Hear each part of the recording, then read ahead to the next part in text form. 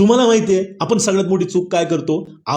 मेलेल्या घोड्यावर बसून पुन्हा पुन्हा प्रवास करायचा प्रयत्न करतो. तुम्ही म्हणाल सर हे काय चाललंय आज, घोडा मरणं वगैरे वगैरे. तर मित्रांनो आज तुमच्यासाठी घेऊन आलोय dead horse theory. Native American लोकांमध्ये एक म्हण होती. ती म्हण अशी आहे, when you discover that you are riding a dead horse the best strategy is to dismount. म्हणजे काय, जर आपल्या आयुष्यात एखादा प्रॉब्लेम असेल, एखादी समस्या असेल, ती आपण पुन्हा पुन्हा सुधारायचा प्रयत्न करतो तरी ती सुटत नाही. अशा वेळेस तो प्रॉब्लेम, ती समस्या खरंच जिवंत आहे का मेली आहे हे ओळखलं पाहिजे.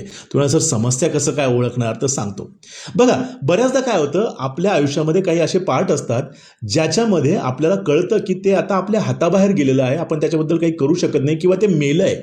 तरी पण आपण काय करतो, याला घोड्याची उपमा दिली गेली आहे. हा घोडा मेला आहे हे कळल्यानंतर आपण काय करतो, त्याच्यावरती ते नवीन खोगीर म्हणजे सॅडल म्हणतो ना, ते सॅडल आणतो म्हणजे घोडा चालू लागेल अशी आपली अपेक्षा असते. नाही, मी याला एक नवीन छडी आणेल, त्या छडी मारल्यावर घोडा उठेल, चालायला लागेल.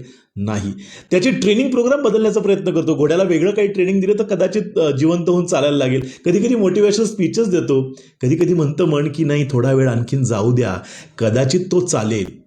मित्रांनो, आपण स्ट्रॅटेजी बदलतो, सिस्टम बदलतो, पण घोडा मात्र मेलाय ना. मित्रांनो, हे आपल्या आयुष्यात कसं येतं बघा.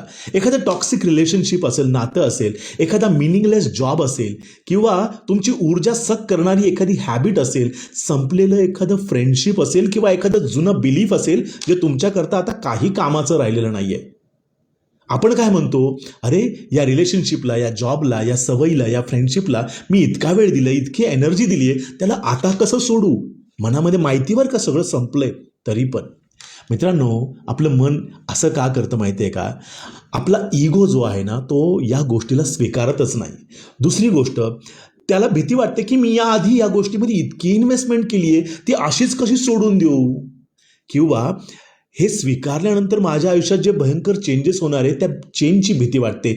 म्हणून मानवी मन डिनायल क्रिएट करतो. तो म्हणतो की नाही, असं नाही आहे, घोडा जिवंतच आहे. आपण एक आशावाद तयार करतो, होप क्रिएट करतो, एक्सक्यूज क्रिएट करतो. पण मित्रांनो, कधी कधी प्रॉब्लेम सोडवायचे नसतात, प्रॉब्लेम आहे हे ॲक्सेप्ट करायचं असतं. सगळ्यात महत्त्वाचा निर्णय म्हणजे काय माहिती आहे का, खूप प्रयत्न करत राहणं नाही. कधी कधी सिम्पली घोड्यावरनं उतरणं हा देखील एक जबरदस्त निर्णय असू शकतो.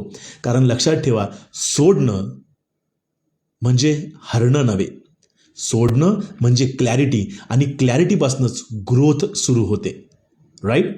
तर आपल्या आयुष्यातला हा डेड हॉर्स ओळखा आणि वेळीच त्यावरनं उतरा.